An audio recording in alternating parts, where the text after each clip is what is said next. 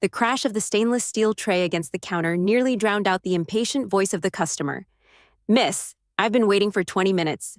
Are you even listening? Before we begin, drop a comment and tell us where are you from and from which city you're watching our videos. And after watching the whole video, don't forget to tell us, what would you do in this situation? Be honest. Tell me in the comments below. We read every comment. Let's begin. I swallowed hard, forced a tired smile, and slid the plate across. My arms ached from carrying stacks of dishes all day. My back felt like it was on fire, and the sweat sticking to my uniform clung like glue. Double shifts at the diner weren't glamorous, but they paid the bills. At least they were supposed to. By the time I finally clocked out, the sky was dark. My shoes squished with sweat as I dragged myself down the block, just dreaming of unlocking the front door to my little house, showering off the grease smell, and collapsing into bed. But when I reached the street corner, I froze. The porch light was off, the curtains were missing, and a moving truck sat in the driveway, tailgate open, men tossing furniture inside like it was scrap wood. What the hell? My voice cracked as I dropped my bag and ran forward. One of the movers barely looked at me. You the tenant? Orders from the owners. House sold this morning. Everything's being cleared. My heart slammed so hard I couldn't breathe. Number, that's not possible. This is my house. My name is on the... Before I could finish, I heard laughter. Light, sharp, cutting through the night. I turned, and there she was. My sister Amanda, standing on the sidewalk with her arms crossed, smirk plastered on her perfect face. Well, she drawled, tilting her head like she was enjoying a private joke. I guess someone finally told you. I staggered toward her, every muscle in my body trembling. What did you do? Why is my house being emptied? Amanda didn't even blink. She leaned closer, her perfume hitting me like poison. Mom and Dad sold it, signed everything over to fund Kyle's trip to Europe. You know, something worthwhile. He deserved it more than you. Her words burned like acid. My brother, the golden boy, the one who never worked a day in his life, who flunked out of college twice, and still got praised for finding himself. And me? I'd been killing myself with double shifts, holding everything together. I felt my lips curve into a slow, sharp smile that didn't match the chaos in my chest. Amanda's brows lifted, confused. She thought she'd crushed me. She thought I'd beg, cry, maybe throw a scene. Instead, I just whispered, "Wait until you hear who really owned that land." The color drained from her face, because she didn't know. None of them knew. And that was the beginning of their undoing. Amanda's smirk only deepened when she saw the shock on my face.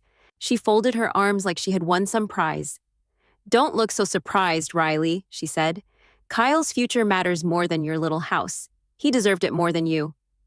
Her words stabbed at me, but instead of breaking down, I forced myself to stay calm. My voice came out steady, sharper than I expected. Deserved it? He's never worked a day in his life. I've been pulling double shifts just to keep this place running, and you think selling it behind my back is fair? Amanda laughed. Fair? Life isn't fair. Mom and Dad finally did something right for once. The movers kept shuffling boxes, avoiding eye contact like they didn't want to get dragged into the family drama. I stepped closer, lowering my voice, but making sure she heard every syllable. You think this house belonged to Mom and Dad to sell? I asked. Amanda tilted her head, smirk still on her face. Obviously. Who else would it belong to? That's when I let the smallest smile tug at my lips. I leaned in, close enough for her to feel the sting of my words. Wait until you hear who really owned that land. Her smirk faltered for the first time. What are you talking about? I pulled my phone out, swiping quickly to the scanned documents Grandma had given me months before. The official stamp glared back in the glow of the screen. You should have paid attention before running your mouth, Amanda. Grandma didn't leave this land to Mom, Dad, or Kyle. She left it to me, legally recorded, witnessed, and sealed. Amanda's eyes darted to the movers, then back to me. Her confidence cracked just enough for me to see the fear she tried to hide. You're bluffing. Am I? I said softly. Tomorrow you'll see the proof. And when you do, that smirk of yours won't save you. For the first time all night, Amanda had nothing to say. The silence between us was heavier than any insult she'd thrown before. And standing there, tired, Angry and still in my grease-stained uniform, I realized something. I finally had the upper hand. The next morning, I barely slept. My uniform from the diner still hung on the back of the chair, carrying that faint smell of grease and burnt coffee I couldn't scrub off my skin. But I didn't care. My mind wasn't on double shifts or aching feet anymore. It was on the fireproof envelope sitting on the dresser, the one Grandma had insisted I keep safe. By 9:30 a.m., I was already downtown, the courthouse looming over the city like some concrete fortress. People rushed in and out, lawyers in sharp suits, clerks balancing files, a few nervous couples clutching paperwork. I stood there gripping the strap of my worn-out bag, my pulse drumming. At 9:59, they arrived. Amanda first, clicking down the sidewalk in heels too bright for the occasion, still pretending this was some kind of performance. Behind her came Mom and Dad, both dressed like they'd just walked out of a country club brunch. And, of course, Kyle trailed last, sleepy-eyed, yawning, sunglasses pushed up like the sunlight was personally attacking him. The moment he saw me, Kyle snorted. "Really, Riley? You dragged us all the way down here because you're jealous of a vacation?" I clenched my jaw. "Number, I dragged you here because you sold something you didn't own."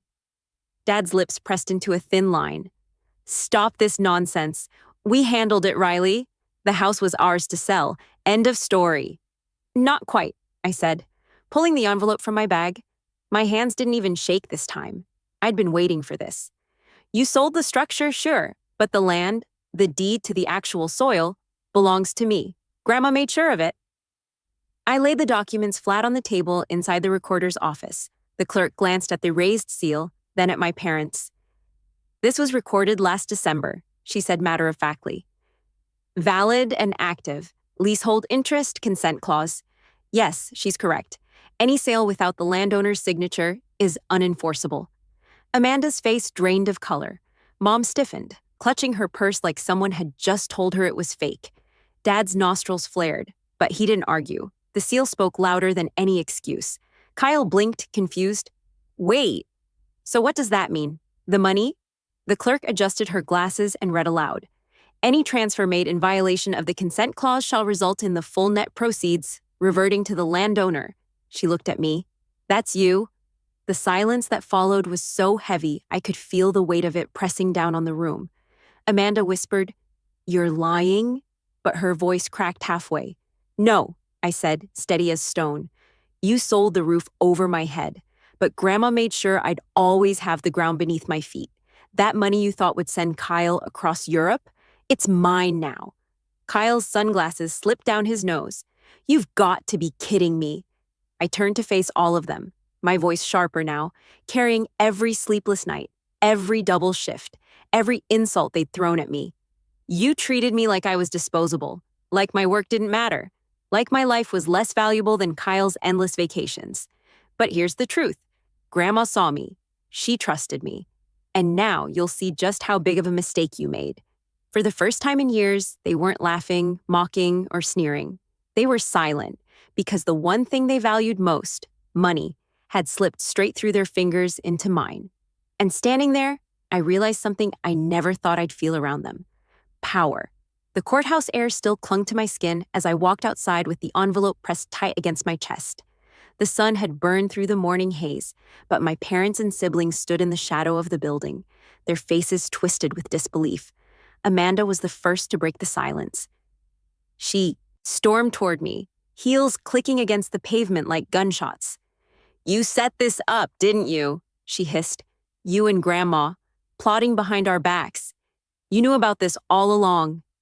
I met her glare without flinching. Of course I knew. That's why I didn't fall apart when I saw movers clearing my house last night. You thought I'd just roll over, but Grandma didn't raise me to be stupid. She raised me to survive you. Amanda's jaw tightened, but before she could spit out another insult, Mom's voice cracked through the tension. "How dare you embarrass us like that, Riley?" Her nails dug into the leather of her purse. "You stood there in front of a clerk and humiliated this family." I actually laughed, a sharp, bitter laugh that cut through her theatrics. "No, Mom. You humiliated yourselves when you forged ahead with a sale you didn't have the right to make. I didn't ruin your reputation. You did that the second you signed papers without understanding what you were signing." Dad finally stepped forward, face red, voice sharp. You think you're clever, waving paperwork around like some kind of lawyer? Let me remind you, Riley, you wouldn't even have had that house if it weren't for us. We co-signed. We carried the risk. I squared my shoulders, meeting his glare head on. And Grandma made sure you couldn't touch it when it mattered most. She knew what you'd try to do. She knew you'd always put Kyle first. That's why she locked you out legally and gave me the ground beneath the house. She didn't trust you, and now you've proved her right. Kyle scoffed, tugging his sunglasses off and shoving them into his pocket. So what, Riley? You've got the money now? Congratulations. You're still a waitress pulling double shifts. Do you really think owning some dirt makes you better than me? I turned toward him, and this time, my voice wasn't just steady. It carried a weight even I hadn't felt before. No, Kyle. What makes me better is that I work for what I have. I don't need mom and dad to rob other people to pay for my vacations. I don't need handouts. I've been surviving without your approval my whole life, and now I'll thrive without it. For a moment, his smug expression faltered. A few people on the courthouse steps had stopped to watch, their curious glances flicking between us. It wasn't a private argument anymore. It was a public unraveling. My family, so obsessed with appearances, was being stripped bare right in front of strangers. Amanda tugged on Mom's sleeve, whispering urgently. Mom nodded, then tried to soften her tone like she always did when she wanted to manipulate me. Listen, Riley, you've made your point.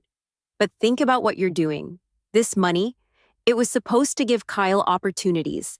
Don't you want your brother to have a future? Isn't family more important than money? My throat tightened, but not from doubt, from fury. Family? I repeated, my voice rising. Family is what you use as a shield every time you betray me. Family didn't think twice about selling the roof over my head. Family laughed when I worked double shifts while Kyle slept in. Family told me I wasn't worth as much as a plane ticket to Europe. Don't stand there and lecture me about family when you've never treated me like part of one. The silence that followed was suffocating.